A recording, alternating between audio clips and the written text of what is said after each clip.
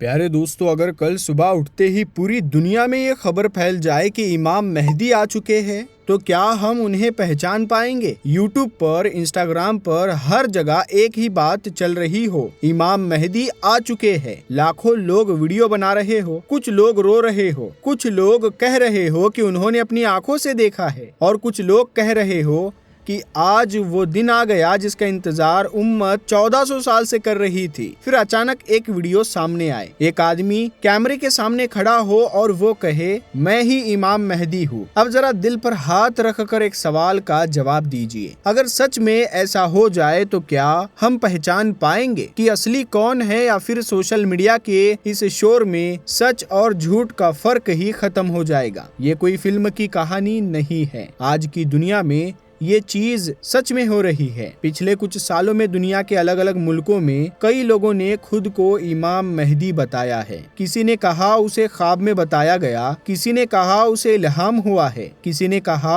अल्लाह ने उसे एक खास मिशन के लिए चुना है। और हैरानी की बात यह है कि हजारों लोग उनकी बात मान भी लेते हैं, कुछ लोग तो उनके पीछे चल भी पड़ते हैं। लेकिन यहाँ एक बहुत अहम बात समझिए, इस्लाम में कोई भी बड़ा दावा सिर्फ बातों से साबित नहीं होता, उसके लिए निशानियां होती है। और रसूलुल्लाह सल्लल्लाहु अलैहि वसल्लम ने इमाम मेहदी के बारे में इतनी साफ निशानियां बताई है कि अगर इंसान उन्हें समझ ले तो किसी भी झूठे इंसान को पहचान सकता है। सबसे पहले ये समझिए, इमाम मेहदी का नाम क्या होगा। रसूलुल्लाह सल्लल्लाहु अलैहि वसल्लम ने फरमाया, मेहदी का नाम मेरे नाम जैसा होगा और उसके वालिद का नाम मेरे वालिद के नाम के जैसा होगा, यानी उनका नाम होगा मोहम्मद बिन अब्दुल्ला। ये रिवायत सुनन अबू दाऊद और तिरमिजी में मिलती है। लेकिन ये सिर्फ नाम की बात नहीं है, एक और बड़ी निशानी है। हदीस बताती है कि इमाम मेहदी अहले बैत में से होंगे, यानी रसूलुल्लाह सल्लल्लाहु अलैहि वसल्लम की औलाद से, खास तौर पर हजरत फातिमा रदी अल्लाह ताला अन्हा की नस्ल से। अब जरा गौर कीजिए, तारीख में कई लोगों ने मेहदी होने का दावा किया, लेकिन उनकी नस्ल अहले बैत से साबित ही नहीं थी। फिर भी लोग उनके पीछे चल पड़े। क्यों? क्योंकि लोगों को असल हदीसों का इल्म नहीं था, और जब इल्म कम हो जाए तो फितना जल्दी फैलता है। अब दूसरी बहुत अहम निशानी समझिए, हदीसों से ये समझ आता है कि मेहदी अचानक सामने आएंगे और लोग उन्हें पहचान कर बैत करेंगे। वो ये नहीं कहेंगे कि मैं मेहदी हूँ, बल्कि लोग उन्हें पहचानेंगे और उनसे बैत करेंगे। यानी शुरू में वो इस जिम्मेदारी से बचने की कोशिश करेंगे, लेकिन जब दुनिया में जुल्म बढ़ जाएगा, जब लोग थक जाएंगे, जब इंसानियत एक सच्चे लीडर की तलाश में होगी, तब लोग उन्हें मजबूर करेंगे कि वो उम्मत की रहनुमाई करे। अब तीसरी और बहुत बड़ी निशानी समझिए, हदीस में आता है कि इमाम मेहदी की बैत मक्का में होगी, काबा के पास, खास जगह पर, रुकन और मकामे इब्राहिम के बीच। अब जरा सोचिए, अगर काबा के पास किसी इंसान की बैत हो रही हो तो क्या ये छुपी हुई बात होगी? नहीं, पूरी उम्मत को पता चलेगा। ये कोई गुप्त बात नहीं होगी, कोई सीक्रेट नहीं होगी, ये पूरी दुनिया के सामने होने वाली घटना होगी। लेकिन यहाँ एक और सवाल खड़ा होता है, इमाम मेहदी किस दौर में आएंगे? क्या उस वक्त दुनिया में अमन होगा? नहीं, हदीस बताती है कि उस वक्त दुनिया जुल्म से भर चुकी होगी। रसूलुल्लाह सल्लल्लाहु अलैहि वसल्लम ने फरमाया, मेहदी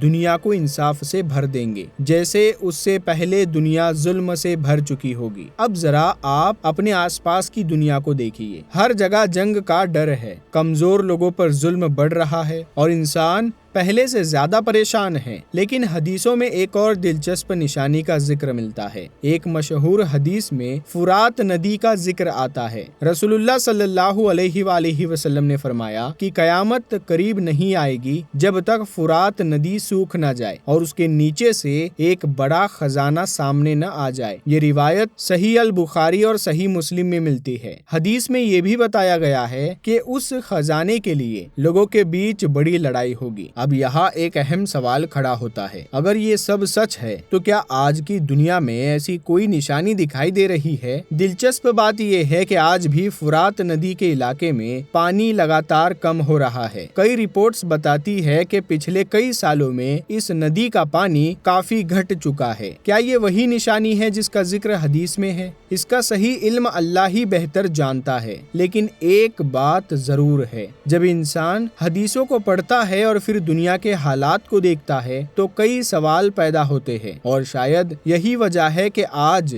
بہت سے لوگ آخری زمانے کی نشانیوں پر بات کر رہے ہیں۔ لیکن کہانی یہی ختم نہیں ہوتی، کیونکہ حدیثوں میں بتایا گیا ہے کہ امام مہدی کے دور میں ایک اور بہت بڑا فتنہ سامنے آئے گا، ایک ایسا فتنہ جس سے بچنے کی دعا رسول اللہ صلی اللہ علیہ وآلہ وسلم خود کیا کرتے تھے، اور وہ فتنہ ہے دجال کا فتنہ۔ لیکن اس سے پہلے ایک بہت بڑا سوال سمجھنا ضروری ہے۔ اگر دنیا میں اتنی کنفیوژن پھیل جائے گی، اگر سچ اور جھوٹ کا فرق ختم ہونے لگے گا، اگر لوگ ہر ویڈیو، ہر خبر، ہر دعوے پر یقین کرنے لگیں گے، تو اس وقت انسان سچ کو کیسے پہچانے گا؟ اب اس سوال کی طرف لوٹتے ہیں، اگر آخری زمانے میں سچ اور جھوٹ کا فرق کرنا مشکل ہو جائے گا تو انسان سچ کو پہچانے گا کیسے؟ رسول اللہ صلی اللہ علیہ وآلہ وسلم نے اس بارے میں ہمیں پہلے ہی آگاہ کر دیا تھا۔ آپ صلی اللہ علیہ وآلہ وسلم اکثر ایک خاص دعا پڑھتے تھے۔ آپ اللہ سے پناہ مانگتے تھے 4 بڑی چیزوں سے، ان میں سے ایک تھی دجال کا فتنہ۔ سوچئے، اگر رسول اللہ صلی اللہ علیہ وآلہ وسلم خود دجال کے فتنے سے پناہ مانگتے تھے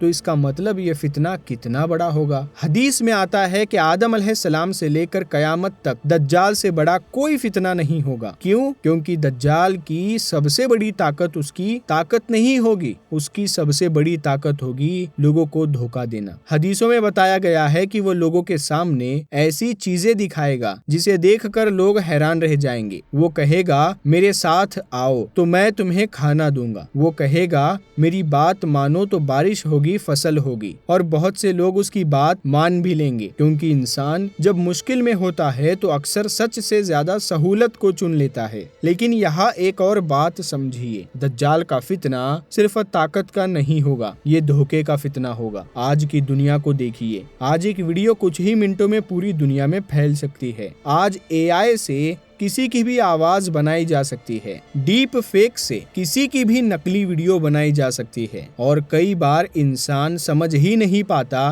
کہ جو وہ دیکھ رہا ہے وہ سچ ہے یا جھوٹ۔ کچھ لوگ کہتے ہیں کہ آخری زمانے میں سب سے بڑا امتحان یہی ہوگا، دھوکہ۔ لیکن یہاں ایک اہم بات سمجھیے، اسلام ہمیں صرف ڈراتا نہیں ہے، اسلام ہمیں راستہ بھی بتاتا ہے۔ رسول اللہ صلی اللہ علیہ وآلہ وسلم نے ہمیں دجال کے فتنے سے بچنے کا طریقہ بھی بتایا ہے۔ آپ صلی اللہ علیہ وآلہ وسلم نے فرمایا کہ جو انسان سورہ کہف کی پہلی 10 آیتیں یاد کرے گا وہ دجال کے فتنے سے محفوظ رہے گا۔ یہ روایت صحیح مسلم میں آتی ہے۔ اب یہاں ایک اور گہری بات چھپی ہوئی ہے۔ سورہ کہف میں 4 بڑے قصے آتے ہیں، اور ہر قصہ ایک الگ طرح کے فتنے سے بچنے کا سبق دیتا ہے۔ پہلا قصہ ہے گوفا والے نوجوانوں کا۔ انہوں نے اپنا ایمان بچانے کے لیے دنیا کی طاقت سے دور رہنا چنا۔ یہ ہمیں سکھاتا ہے کہ جب ایمان خطرے میں ہو تو انسان کو اپنے ایمان کو بچانا چاہیے۔ دوسرا قصہ ہے ایک امیر آدمی کا جس کے پاس 2 بڑے باغ تھے، وہ اپنی دولت پر گھمنڈ کرنے لگا۔ یہ ہمیں بتاتا ہے